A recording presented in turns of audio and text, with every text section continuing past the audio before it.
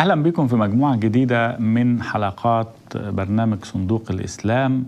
في المجموعة دي عايز أخدكم معايا في رحلة حوالين أوروبا، رحلة أنا عملتها مع صحفية ألمانية من أصل تركي. لفينا فيها بعض الدول الأوروبية علشان يعني نقتفي أثر المسلمين في أوروبا، نتكلم معاهم، نسمعهم، ونشوف مشاكلهم إيه والمشاكل اللي بيعملوها في المجتمعات إيه. أوروبا مولعة اليومين دول، عمليات إرهابية كتيرة جدا ابتدت تحصل بكثافة. يعني بعد 11 سبتمبر العالم كله استنى بتاع يجي كام سنة لحد ما عمل إرهابي تاني حصل في لندن سنة 2005 أو في مدريد 2004. ويعني كان كده مثلا كل سنة تحصل عملية إرهابية. دلوقتي وتيرة الأحداث الإرهابية زادت بشكل مفجع. ابتدى يعني في الشهور والأسابيع اللي فاتت بس عندك بقى اللي حصل في نيس في فرنسا، اللي حصل لبتوع شارل إبدو هناك، اللي حصل في ألمانيا من دهس المواطنين عن طريق واحد تونسي، اللي حصل في مانشستر في حفلة موسيقية قتل أطفال، اللي حصل في برشلونة برضو دهس، اللي حصل في فنلندا في مدينة توركو طعن ناس، وكله على إيد إخواننا المسلمين. فده طبعا مولع الدنيا، والأحداث بقت تبقى أسبوعية وابتدت تبقى يومية، ويمكن وأنا بتكلم معاكم دلوقتي يكون في أحداث تانية عمالة تحصل وعمالين يقلدوا بعض. فالوضع متأزم، حوادث التحرش وحوادث الاغتصاب برضو عن طريق اللاجئين اللي فتحوا لهم أبوابهم وبيدوهم معونات وبيدوهم سكن وبيدوهم مكان آمن.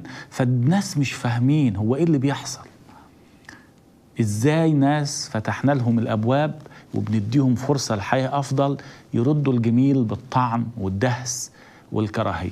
فالعالم بتتساءل إيه اللي بيحصل ده، مين السبب فيه؟ المحللين بقى اللي يقول لك ده مشكلة في الهوية، اللي يقول لك لا ده عشان مش عارف المشاكل السياسية في الشرق الأوسط. طبعا احنا في الرحلة اللي احنا عملناها دي اتكلمنا طبعا موضوع الإرهاب، بس ما كانش الموضوع الأساسي. احنا حبينا نتكلم مع المسلمين بكل طوائفهم المختلفة، ونمشي نتكلم مع مسلمين عاديين، وبرضه نتكلم مع ناس كانوا لهم علاقة بالإرهاب، ونتكلم مع أئمة مساجد. المهم هتشوفوا ان في تنوع في الموضوع ده. فنوريكم أول فيديو، وأنا هبقى أعلق على الفيديو أثناء ما هو ماشي عشان أشرح لكم إحنا رحنا فين وكان هدفنا إيه من الموضوع ده. نشوف الفيديو الأول مع بعضين. Wir gehen auf Reise und gucken mal, was die europäischen Muslime so, wie sie leben. دي الزميلة نازان جولدمير اللي هي الصحفية الألمانية اللي من أصل تركي، بتقدم نشرة الأخبار في قناة أرت الفرنسية الألمانية اللي هي أنتجت هذه الرحلة وتحمست ليها لما تقدمنا بالفكرة. يعني Das ist genau das Spannungsfeld für mich, immer zwischen der Ideologie, der Religion und den Menschen zu unterscheiden. أنا بقول هنا إن إحنا طبعاً مهم بالنسبة لي إن أنا أفرق بين الإسلام كدين واللي أنا بنتقده وبين الناس اللي عايشين، ونحاول نشوف المشكلة لبها فين، ونروح نحاول نكلم الناس ونشوف هم بيقولوا لنا إيه عن حياتهم في أوروبا. Perspektive der Menschen beleuchtet. Kein Islam-Bashing, aber auch kein Islam-PR.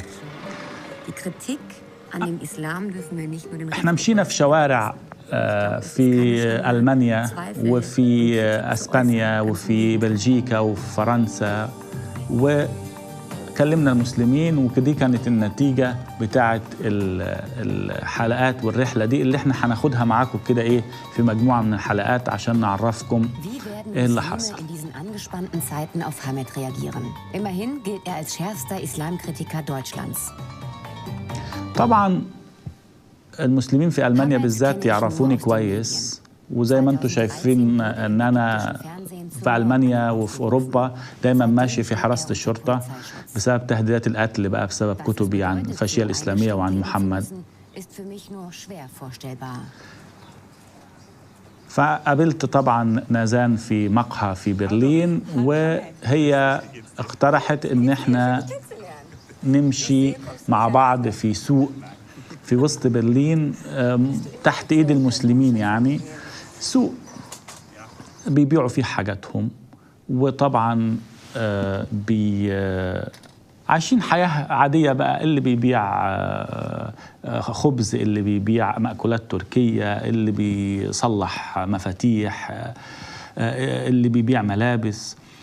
فالمدخل ما حبناش ندخل في موضوع الإرهاب مباشرة لأن الموضوع قاسي شوية، فإحنا بدأنا إن إحنا نتحرك داخل هذا السوق بدون ترتيبات، نروح على منصات البيع والبياعين مباشرة ونكلمهم ونسألهم عايشين ازاي في أوروبا، الإسلام بيمثل لهم ايه في أوروبا، وايه المشاكل اللي بتقابلهم في حياتهم. هنشوف مع بعض الفيديو الثاني يعني يدينا انطباع عن السوق، خلينا نقول السوق الإسلامي في وسط برلين.